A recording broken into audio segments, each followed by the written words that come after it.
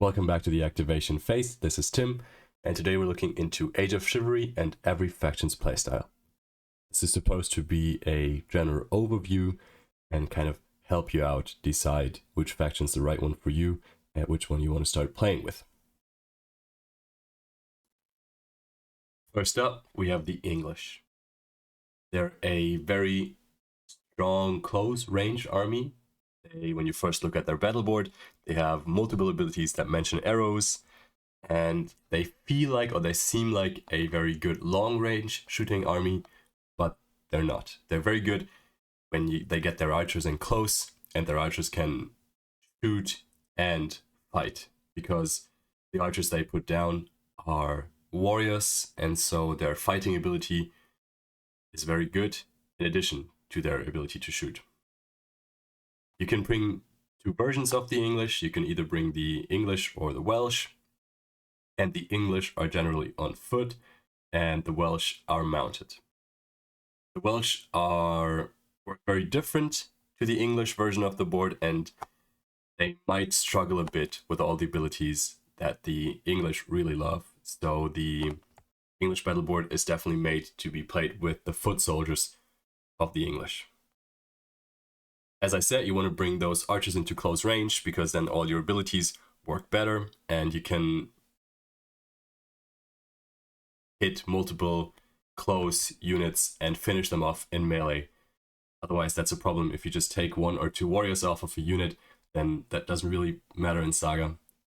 So you kind of need to finish them off, and so if you bring your units in close, and then you can finish off the opponent's units by going into melee, that's how that works. They also need to stay close together. They have multiple abilities that say it only works if there's a unit within short, or there's a mass activation that kind of only works for other units within short. So let's get into that right now. That's one of the key abilities, and it's called With All Haste, and it activates all units within short of a unit without ranged weapons for a move. And if you use a rare on this, that doesn't generate fatigue. So that's super good. You can move your whole army around if you keep them close. And of course, if you have a big unit, that it's super easy to have everyone within short of them and just kind of move up your whole army, no fatigue, and that's very, very efficient. And then the other key ability is St. George. That's a charge activation for a unit with no range, without range weapons, and that's super powerful because it gets a +1 bonus to your attack and defense dice, and that is insane. That's super good. You're going to be very survivable, and your opponents, even if they have great armor, are definitely going to struggle with this to stay alive. So St. George, super good, very offensive and melee focused ability. And then for tools and tricks, we have Grueling Advance, which is an ability that kind of puts a M measuring stick in front of one of your shooting units, and then whenever a unit wants to charge or move through that, they get a fatigue. So it's a way to keep your guys safe while making sure that you can kind of position it in a way that you can charge around it and your opponents can't. So that's just, having fatigue on the opponent's units is super strong. We all know that, and so this one helps to keep your close, the archers that are in close range, keep them safe. And then there's Brothers in Arms, which is super powerful because it just removes all fatigues from a friendly unit and moves it over to another friendly unit within short of that first one. And if your wallet has 3 fatigues and there's a dice generator unit close to him, or you put the dice generator unit close to him in your turn, and then you can use the Order's reaction in your opponent's turn to move around the fatigue from your warlord to that dice generator unit that doesn't really care for the fatigue, and suddenly you have a fresh warlord again, which of course is super strong in a unit that wants to, in a army that wants to fight. Current strength is probably about medium. It's hard to tell right now because these guys are very hard to play. You have these warriors with bows that can die easily if you don't protect them right, and they want to be in close, and so these guys hard to play, and that just gives them a medium for now. We'll see in the next coming weeks, months, maybe they're if you find the exact right build and you know how to play them, they might be super powerful, but they're medium for now. Next up are the French. They're a melee-focused battle board that want to bring lots of Hearthguard. The French Warlord is an absolute killing machine that can shed fatigue like there's no tomorrow. And they have very flexible equipment options, so they can, if they just write down the army list, it just says a Warlord and then 3 points of Hearthguard, or maybe 5 points of Hearthguard, and the rest in warriors, they can pick on foot and on horses or on boarded horses. Even the warriors can go on horses or use Pegasus.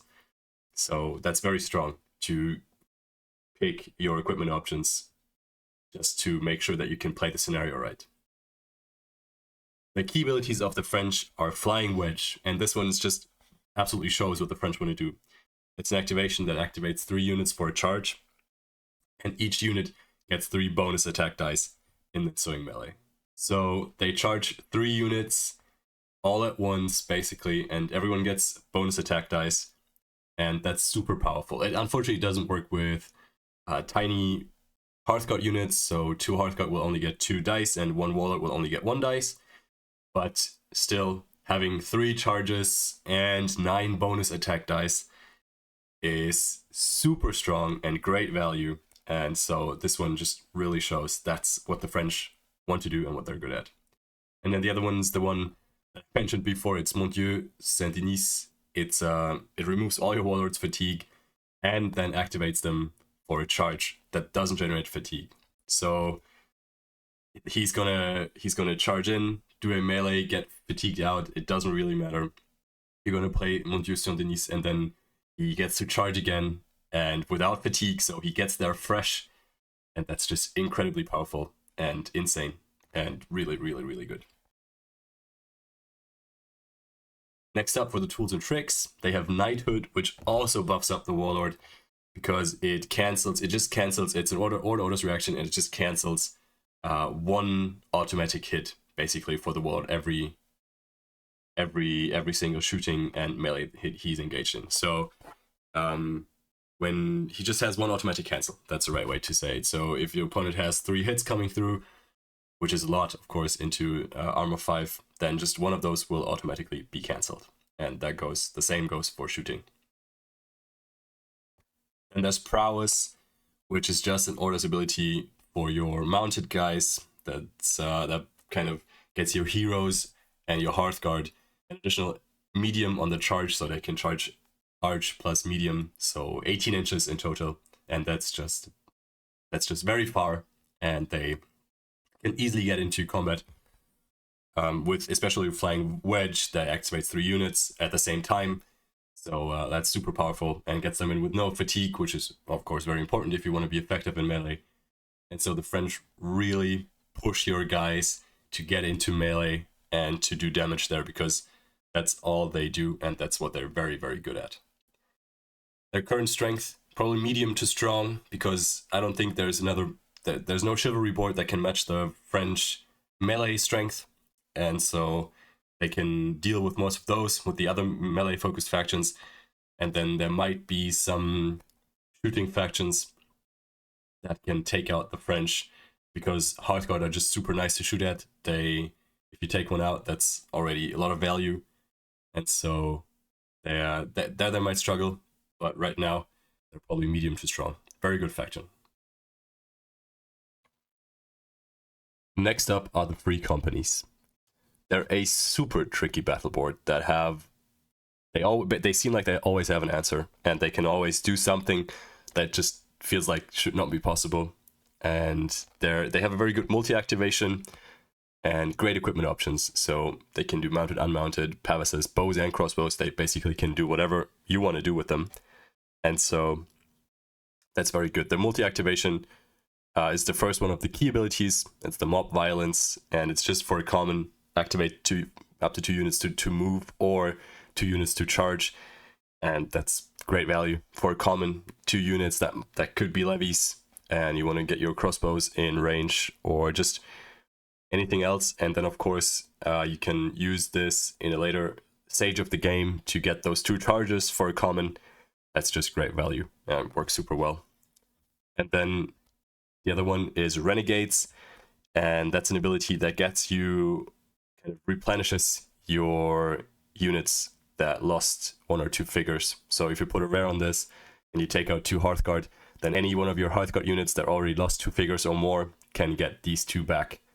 And that's super good. These guys can outgrind the opponent, and in a melee focused battle, that can mean the difference between winning or losing if you have these guys left, if you have some Hearthguard left, or additional warriors left. So the Renegades one is really, really good. And then for tools and tricks, basically their whole board are just tools and tricks, but 2 to mention here are Trickery, which is incredible because it puts, at the end of the melee, you drop 1 of the fatigues you have and put it onto an enemy unit within medium. So this is after everybody fell back, of course, but if you just have that one, would just get that 1 fatigue from the fight, then you just immediately take that away and put it onto the enemy unit, which is a super good ability, and you having no fatigue and your opponent having 2 fatigues is incredible, and Trickery is just super, super good. It costs 2 dice, but I think it's worth it. And then the other ones, Deception, which you can use to kind of shoot at levies or at warriors or anything that's a bit more soft, so maybe armor 3, and then your opponent has to take the first 2 casualties away from a unit within medium of those guys. So you can use it to shoot at levies, and then your opponent has to take out 2 Hearthguard, which of course is super painful because levies are easy to shoot, and losing 2 Hearthguard instead is just incredible. And so the same goes for, you can do this to basically finish off 2 units close to each other. So there's a unit that's just, it's at the end of the game, and there's a unit that has 1 or 2 guys left close to your opponent's army, and you really don't want to spend the activation to kill a small unit, and then you can just play Deception, and your opponent will have to take off that single guy and fatigue bomb the other unit as well, of course. And so Deception is just a very nice, tricky play. This also works in melee, not just in shooting, so very good ability that can be either great value by finishing off another unit that you don't want to invest the time in, or by making your opponent take out Hearthguard or warriors when you were shooting something weaker. Current strength, probably medium. Their battle board works well, and they have tons of tricks, but they don't have insane raw power. They don't have crazy auto hits or stuff like that, and they don't generate a million attack dice. They're just very tricky and very high skill ceiling, which is cool, but they're not an auto win, and so current strength, probably medium. Next up are the Burgundians.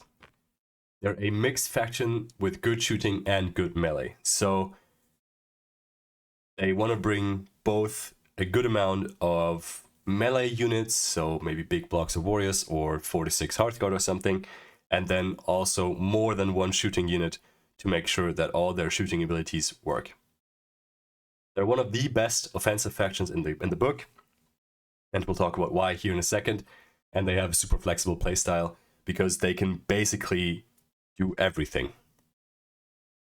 Their key abilities are Coordination, which in my opinion is the best ability in the whole book. And it takes a common and an uncommon, and it activates a unit to shoot, so activation, that's nice. And then in the next melee that the unit that got shot is involved in, they count as being unarmed instead of having their other equipment options. So that's super powerful because they can't close ranks, and you get a +1 to your defense dice, so your unit will be quite okay doing that, and your opponent can't close ranks, and you can just wipe them out. And that's so good, because sometimes even by sacrificing some of your own warriors or Hearthguard, you just need to take out that 1 big unit or 2 big units, and your opponent has all these defense dice, which just are a lot, or attack dice even, both are a lot less valuable if they can't close ranks and if you get a +1 bonus to your defense dice. And so coordination is an activation and has an insane effect, and so I think that's a great ability. Next one is remounts, and that's either for common or rare. You can activate a unit for a move of large or 2 units for a move of large, and that's also super good. Having your barded horses move large or having your guys with pavises move large just feels incredible. And so, or I guess your foot units move large just feels incredible, and it's really powerful in objective based scenarios and in just straight up fighting each other scenarios. And so the remounts is incredible. Next up for the tools and tricks is Spring the Snare, and that's whenever an opponent activates for a move or charge, but before the activation is resolved, you get to shoot at them. And since you have levies with crossbows, this is super good because levies with crossbows hurt a lot, and they have the problem that they can only, they shoot once in your turn, and then they have to move again, and then they can shoot again. So that's a lot of fatigue. So you don't usually don't do that, and you get around that by just shooting in your opponent's turn. And so you can shoot in your turn and then your opponent's turn, and you don't even get fatigue. And so Spring the Snare is super good with your levy crossbowmen, and that can be 9, 11, or just straight up 12. Having them in there with your melee guys, make sure that your opponent just really thinks twice about charging them, and that's really good. And the other one's Misfortune, which is also an activation reaction. That just whenever an opponent's charge or shoot activation ends within medium of your wallet, they just take a fatigue. And so dishing out fatigue is always good, and then that of course counts when your wallet is charged, and giving a fatigue out that way is very good. Current strength, probably very strong. They have insane offensive abilities by playing the coordination and taking away the defensive abilities of your opponent, and they have great multi-activations that just kind of play with each other, and you shoot and then you charge, and then when you charge you get to play another ability that lets you shoot again, and this interplay is very powerful, and so they can cheaply activate both charges and shooting, and that's always very good. So very strong. Next up are the Scottish, and what makes them incredible is they make pikes look fast, because pikes can only move short, and with the Scots it doesn't really matter. They have a very good out of turn move to get those guys moving quickly and get them where they need to be, and they're very survivable while doing lots of damage, maybe just like the Scots in Age of Vikings. There's 2 versions of the Scots. They have the Old Alliance and then the Scottish themselves, and one of them can pick pikes and the other one can't pick pikes, and the one with the pikes is just straight up better. If you want to get more details on that, just there's the podcast that you can listen to when we go into detail to why that's the case. But just because the pikes work so well with this board and the non-pikes are okay but are not incredible, the pike version is just the better one. Alright, key abilities. We have Integrate Rush, which is a charge activation that if you are equipped with pikes, gives you a +1 bonus to your defense dice, which is incredible. It's a charge activation, it's cheap, it's just a common, and then you still get that great bonus to your defense dice, which makes you very survivable, especially because you can get defense dice somewhere else on the board, and so that's very good. And then there is the Determined Advance, which is an activation reaction that lets you move up that's the out of turn move I talked about earlier, move up your pikes with a move distance of medium. So not only can they move out of turn, which is super good because it doesn't generate fatigue, it's also with a distance of medium, which is very good. And then the third key ability is In Defense, and it's just for 2 units that are close to each other, 2 friendly units that are close to each other, you get to remove 1 fatigue from each of them. So, and this is not a rest, this is just straight up just take a fatigue away. So even if you have to multi-activate your guys with pikes to get them into place, you can still take the fatigue away at the end of all that. And This is just in the first 2 turns, maybe your first turn, and then later this is super powerful after having charged twice, taking the fatigue away again. Super good. And for tools and tricks, they have Drive Home the Nail, and it's a super good ability. When you're the attacker after removing casualties, you can just resolve another melee. So you don't put fatigue out, but you just roll dice again. And since you only play this if you have the upper hand anyway in the melee, just doing this again is great. This is a ton of extra attack dice, and for you and your opponent, of course. But if you do it with a unit of your opponent's unit of levies, for example, that you can sometimes struggle with because many boards can't generate enough attack dice to fully take out a unit of 12 levies. With Drive Home the Nail, that's super easy, and you can easily take out that pesky units of levies, which is important in many games. And then there's Lions of Scotland, probably the most tools and tricksy ability in the whole book, and it's basically just you pick an ability on the opponent's battle board, and your opponent just must discard that dice. So it has to be an ability with 1 die only, and they have to discard it, and that can be anything. So that can be a basic ability that just has 1 die left. So yes, that might feel weird because you're putting a rare on here to use it, but if it's an important last charge or last move to get the objective, whatever, just taking that die away can be backbreaking. And of course, some abilities are just incredible on these battle boards in Age of Chivalry, and so taking that, since you can pick which ability you want to have your opponent discard the die of, you can just really throw a wrench in your opponent's gears. Very good. Current strength of the Scottish, very strong. They're incredible in melee, and they are super mobile, which is just a great combination because you guys will get there, and when they get there, they're super powerful, and so the Scots are very strong right now. Next up are the Flemish. They want to stay somewhat close together, and they need a lot of levies or wagons to buff up their other units. So they have the emboldened keyword, which kind of requires you to have another unit of levies within short or a wagon within short of your unit for your unit to count as emboldened. And they need lots of interplay between units, so they always check if there's someone close, and then they can move units that are close together and kind of always help the units help each other. So one ability that shows that from the key abilities is Overrun. It's a shooting ability that says at the end of the shooting, you can activate a friendly unit within short of the shooting unit to move. And then if the enemy unit suffered a casualty, your guys get a very short bonus movement. So you have 1 unit shooting, and since these guys have pikes, that can be a unit of levies shooting with their once per turn free activation, and then another unit of levies close to them can activate for a move. Next one is Secure. Same idea, it's another shooting ability, and you remove a fatigue from a friendly unit within short of the target of the shooting attack.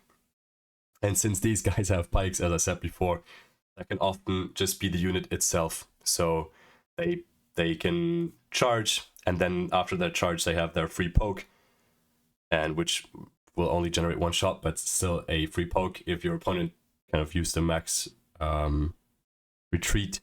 But so you can take away the fatigue from your unit, which is good, and might be even better if it's on another unit that's fresh, but it's moved up there and it's close, and it wants to charge next or something, and then there's that interplay again. Then next up is the Flemish Lion, and it's just at the end of the melee you activate an emboldened unit to charge, and it gets 3 bonus attack dice. So another unit anywhere on the board gets to charge with bonus attack dice, which is very good. But these units kind of only work together, and that's their whole deal.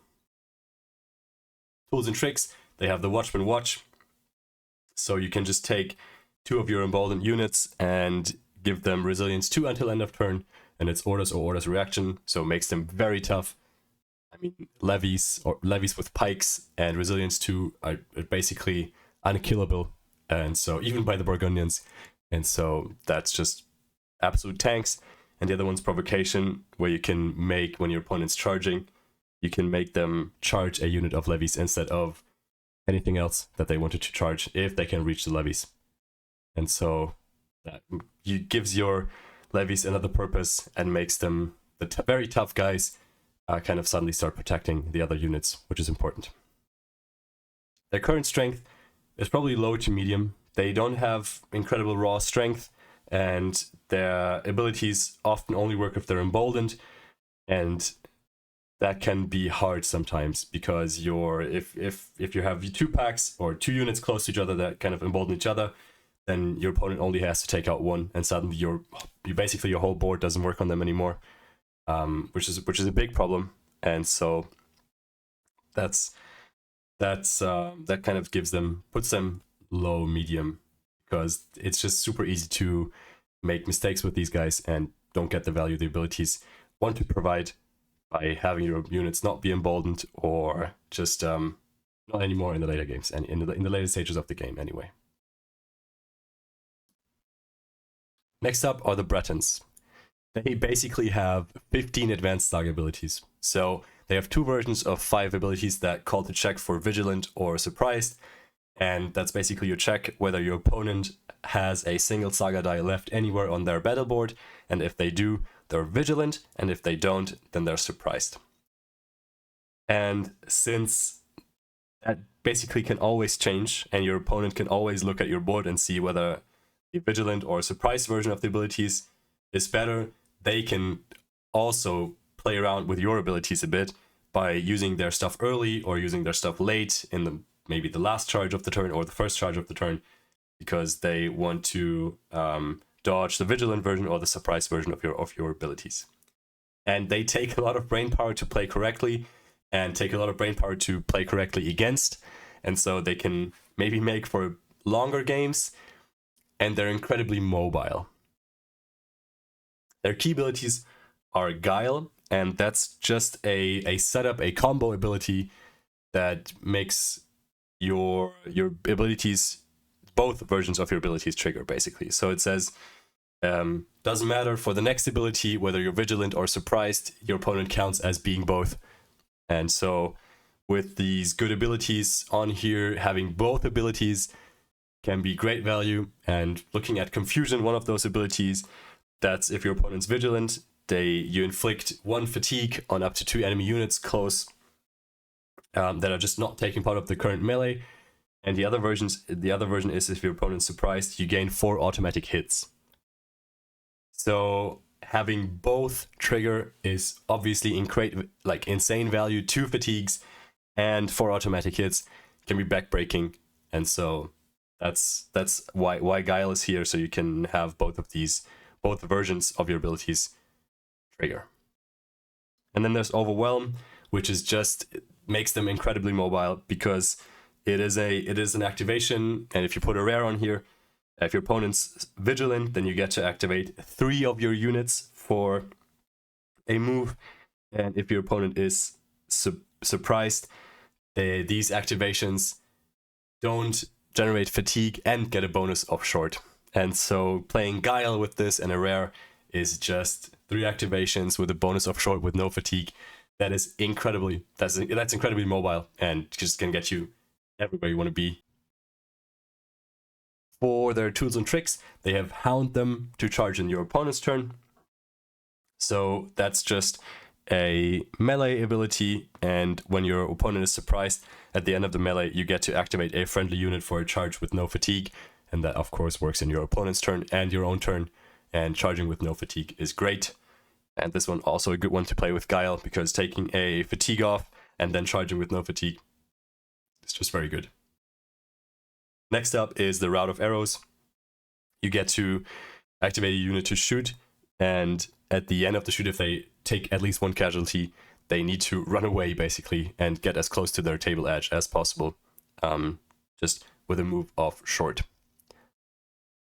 Their current strength, they're very tricksy, they're very mobile, but when they get there, they kind of struggle.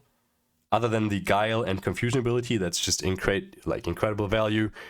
They don't have insane melee abilities, and so they're medium, maybe slightly low, but it's just unclear. The time will tell whether these guys can really perform, and we'll see. But for now, just medium, maybe slightly low. Next up are the Castillians. They're incredibly mobile without many payoffs. Their Hearthguard and Warlord need to be mounted, and they have a very strong 5th basic ability instead of the activation pool, which is called Elusive. That's just melee shooting or shooting reaction at the end of the melee or shooting attack. Activate your unit for a move of medium that generates no fatigue. You can only trigger this ability once per activation. So in your opponent's turn or in your turn, you can activate the unit that is part of the melee shooting or shooting reaction to move medium without getting fatigue. So that can be after you charged or after your opponent charged to get these guys in as shields or to have them run away because they just still generate a Saga die. So Elusive can definitely offers up a lot of smart plays if you can find them. And for the key abilities, we have Cavalcade. And it's an Orders that gives 2 of your non-mercenary mounted units determination, and you put one of your available Saga dice onto Elusive. And that's the whole theme with these guys. Many of your abilities put dice on Elusive, and you kind of always replenish your Elusive pool, which is a basic ability, so you can do it as many times as you want in a turn. And then there's Lancers with Javelins, which is basically the only payoff you have, and they just pretend for a second that they have Javelins, and they activate for a shooting attack with range medium that doesn't generate fatigue, just like Javelins would, and you can do that with 2 units if you want to, if you use a ray on this. And then of course you can still use Elusive and run them away afterwards with a movement of medium that doesn't generate fatigue. For the tools and tricks, they have Surprise Charge, which counts other friendly units as open terrain, so you can just run through them and have your guys be protected behind a good tanky mercenary unit or just your warriors on foot. And then Castellanos is incredible value because it's an upgraded activation pool. You just put a rare in here, and then you put 1 die into Elusive, and you get to roll 2 available Saga dice just like you would in the activation pool, and put them, add them to your inactive Saga dice. So this is basically for 1 rare you get 3 dice, which is good. And feeding your Elusive, of course, is super useful because that's basically a key ability to keep your kind of squishy guys around, at least squishy to shooting. Their current strength, probably low to medium. They struggle in objective-based scenarios because they don't want to be standing around, and they definitely can't carry objectives well, which is a problem because Elusive only works on mounted units, and it is a basic ability, but it says mounted non-mercenary, so you can't do that with your mercenary units, and so they might be good in just straight up we kill each other scenarios, but as soon as there's an objective where you need to be close or capture it or move it around, these guys will struggle a lot, and so their strength is probably low to medium, which is unfortunate. If these guys had more payoffs or javelins or composite bows, then they would be incredible and still struggle in these objective-based scenarios, but they'd have the ability to kind of fight the opponent off first and then go for the objectives and get the points later in the game. But the way they're built right now, I don't think they do that, and so that's let's low to medium. Next up are the Swiss. They only have warriors and levies. They have no Hearthguard and no warlord, so that's the first warband to kind of have that as a non-legendary unit, to have their warlord replaced. And they're a very good army to run pikes, just like the Scots. They can do that very well. And they have a special unit that's called the Gewalthut, and it replaces your warlord. So that unit has resilience and determination, and we obey just like your warlord would. And it generates an additional Saga die So this is a unit of warriors, and then of course if there are 4 or more in that unit, they generate a die anyway, and then the unit itself just always generates a die. So if there's 4 warriors in that unit, that would be 2 dice, and then for 3 warriors or less, that's just still 1 die. Their key abilities are Unshakable, which is an ability to take off fatigue whenever one of your units is charged. And if you put a rare on here, you can just do it again. So you get to play that ability again. And taking fatigue off when you're charged is super strong and super relevant in an army that wants to has pikes and wants to move around a lot. And so Unshakable is a key ability to their game plan. Next up is Nahud. It activates a unit for a move or charge, and then at the end of the activation, you can pick a unit of warriors or levies within short, and until the beginning of your next turn, that unit can't activate to charge or shoot.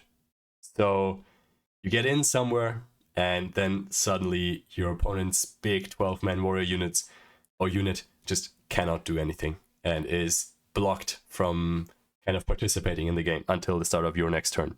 So that can really swing the game in the Swiss's favor by going on one flank of the opponent and just attacking one unit and making it small, taking away the prowess of that unit, and then the other unit close to it just suddenly can't help it and just has to watch while their friends get taken apart. So super, super good.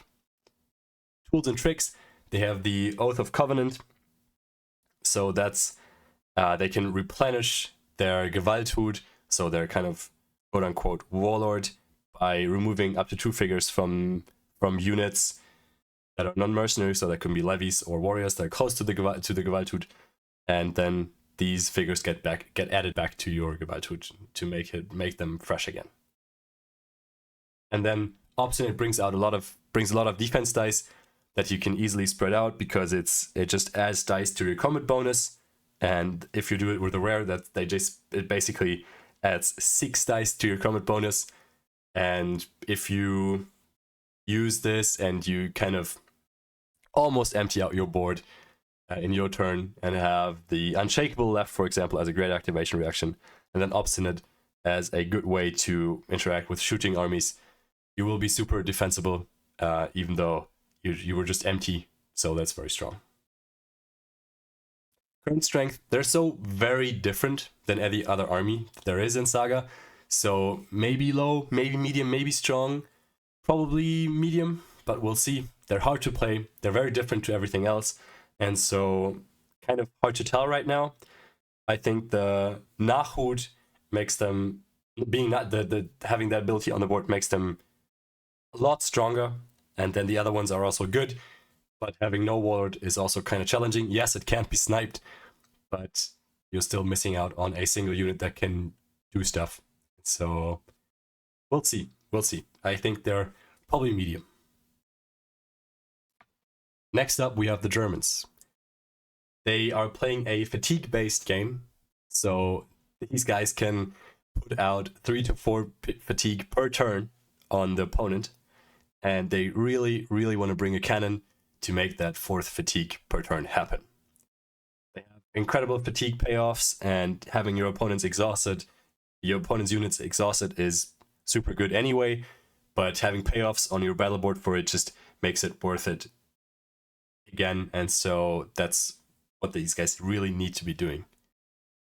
The enemy army will be exhausted fairly quick, because the Germans can keep themselves fresh by taking away fatigues from units that don't matter anymore. So units, there was a melee, and your opponent's unit kind of just has 3 warriors left, so it doesn't matter anymore.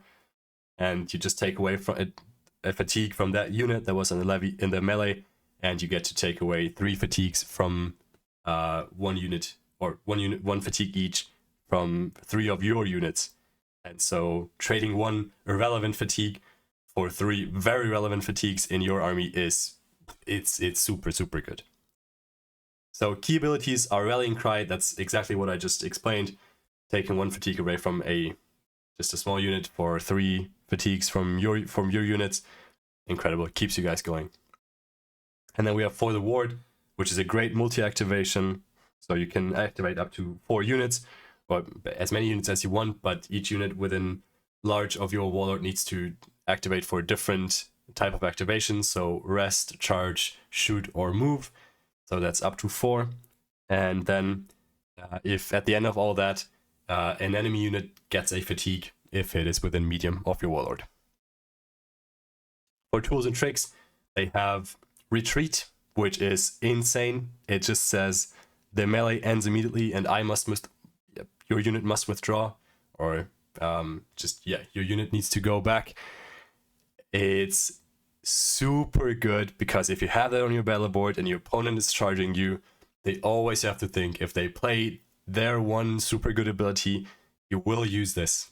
And I think key to playing Retreat correctly is to wait for a dire situation for your opponent and they need to get this charge now, they need to get the objective, and then you just play Retreat and nothing happens and both units just get fatigue and you don't care for the fatigue and they definitely care for the fatigue, and so very good.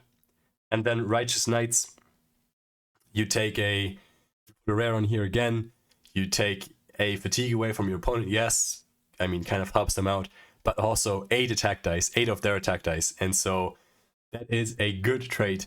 And especially if you're fighting a warlord, this can be super devastating because you don't have to play it if they close ranks, then they're not super dangerous. And if they don't close ranks and they're like, yeah, okay, I can get you back now, taking that fatigue and making their 8 attack dice irrelevant definitely hurts. And 8 attack dice is just a great number because that's exactly what 1 point of Hearthguard or Warriors or your warlord generates, and so 1 fatigue for that you can just put on with a cannon before is incredible. Their current strength is probably medium to strong because the fatigue game is always good. We saw it with the Huns, and I mean kind of with the Anglo-Danes, but definitely with the Huns, and these guys are a lot better than the Anglo-Danes, and just putting out so much fatigue just overwhelms most armies in Age of Chivalry. Maybe not the Scots, but most armies. And so that seems very, very good. So medium strong somewhere. Next up, we have the Hussites. They have 2 special units, the Hussite Wagons and the Taborites. The Taborites are just a version of levies that have armor 3/3, but they activate like Hearthguard. So they're a bit easier to activate, but squishy. And then they have the Hussite Wagons, which is just a way to... That's what the whole Hussite board kind of works around.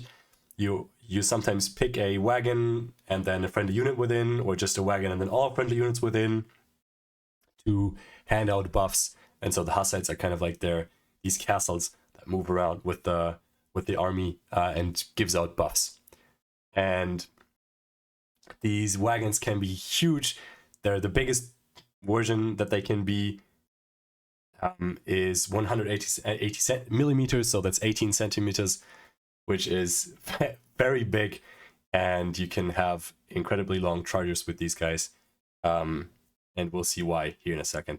They, as I said, they play with their wagons a lot. They need to stay close, and they are very tough with their buffs, and since the wagons have resilience too, they're always going to be quite survivable.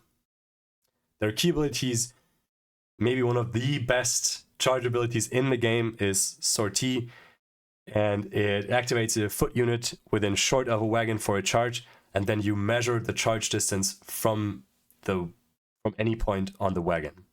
So your unit can be short behind your wagon or to the side, and then just measure medium charge distance from the other side of the wagon and to do an incredibly long charge.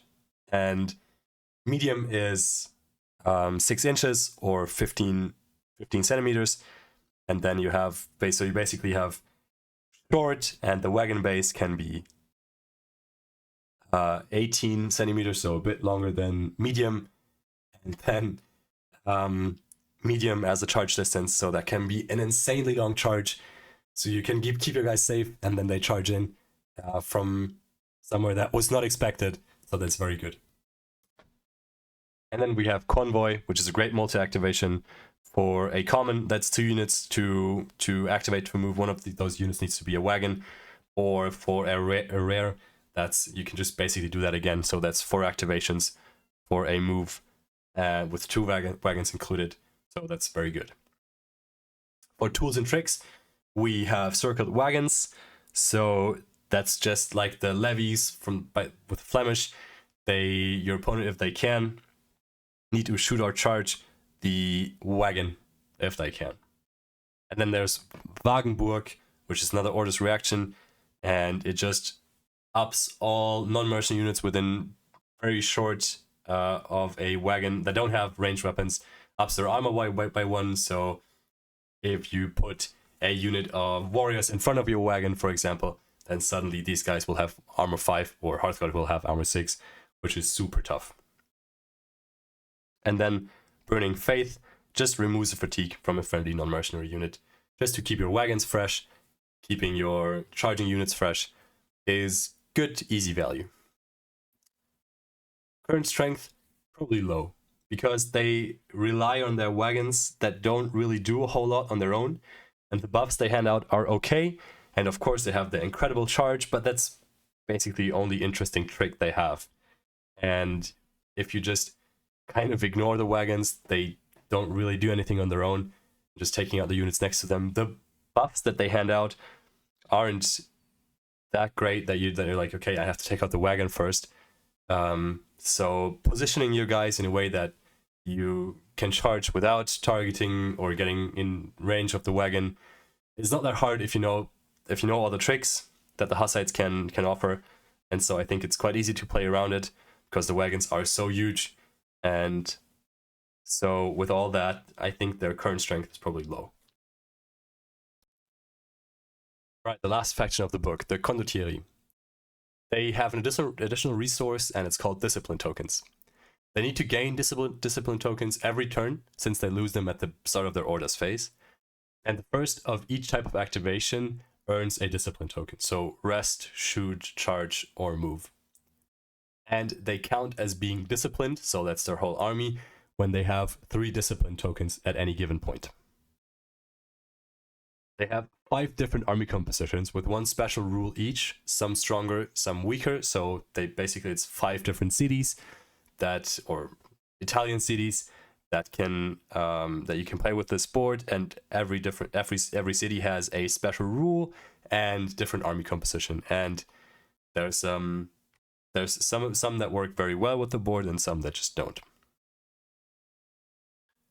These guys work great with mercenaries that get free activations, since mercenaries work for the discipline tokens. So if your mercenary says after shooting they can move for free, then yes, that mercenary will get a fatigue, but it's still 2 discipline tokens for the Condotierri. So that's very good. And then they have, one of the cities has composite bow warriors, so those are also the same thing, work very, very well. And then another city has just the levies with 12 attack dice on the charge. So that doesn't help with the discipline tokens, but that's just great value for a point.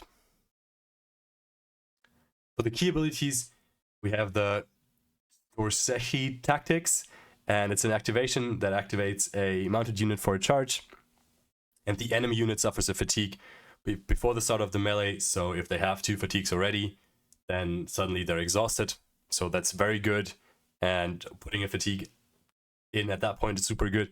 And if you're disciplined, then you can activate your unit for a move that generates no fatigue at the end of the combat. So you can run away again with your horses or whatever, and then if your opponent wants to use your fatigue, that's kind of okay, because getting a fatigue removed is sometimes just better than running away the full way. And then deceptive maneuvers gain you an additional just an extra discipline token. So if you get in close, it's basically an activation for a move with a bonus distance of short, and if you end your activation within medium of an enemy unit, then you gain 1 additional discipline token. So the move gives you 1, and then the ability gives you 1, so you're at 2 already. So 1 more activation, a shoot or something like that, just straight up gets you disciplined. So that's pretty easy. For tools and tricks, they have Against All Comers, which just removes a fatigue from a mounted and a foot unit. And then if you're disciplined, which you always will be, or you always want to be, these units that you took the fatigue from gain 2 bonus defense dice in the first melee or shot that they are, or shooting attack that they are a part of. So that's very good. Free defense dice always work well and kind of protects against low amounts of shots. And then in a melee, that's also great value because you already took off 2 fatigues to make you stronger anyway. And then we have the Bokashi tactics, which is another activation reaction that you makes your opponent move one of their Saga dice that they have placed on an advanced ability on their battle board just into their combat bonus. So combat bonus is usually a lot less good. And then if you're disciplined, again, which you definitely want to be, you're the unit that they're charging. So that's the reaction. Activation reaction is for a charge. Your unit gets a +1, or your armor is increased by 1. So you get a lot tougher again. And that's good for everything. So just a very, very good ability. Current strength, probably strong, because the different cities bring lots of power to the battle board, and you can just pick your playstyle and bring that army that you want to bring, just kind of tailored to your playstyle. And with all these different buffs that the battle board gives, if you're disciplined, which is not that hard to do again, and later in the game, yes, it might be harder, but that's why you want to bring these units that get free activations, to make sure that it's not that hard to get that, to be disciplined. And these guys are super tough. There's another ability on here to increase the armor of the unit, and there's lots of defense dice and attack dice, and so they seem like they have good raw power, and you need to do a little bit of work to be disciplined, but it's definitely very doable if you build your army right. And so these guys, I think, are strong right now. And so that's it. I hope that helped and kind of helped you pick out a army that you want to get into or want to start building or painting. And for in-depth guides on every faction, check out the podcast. We go through all the abilities and all the factions and everything and all the army compositions we think are good, just in way more detail than this. And check that out. And I hope you enjoyed. Thank you. Bye-bye.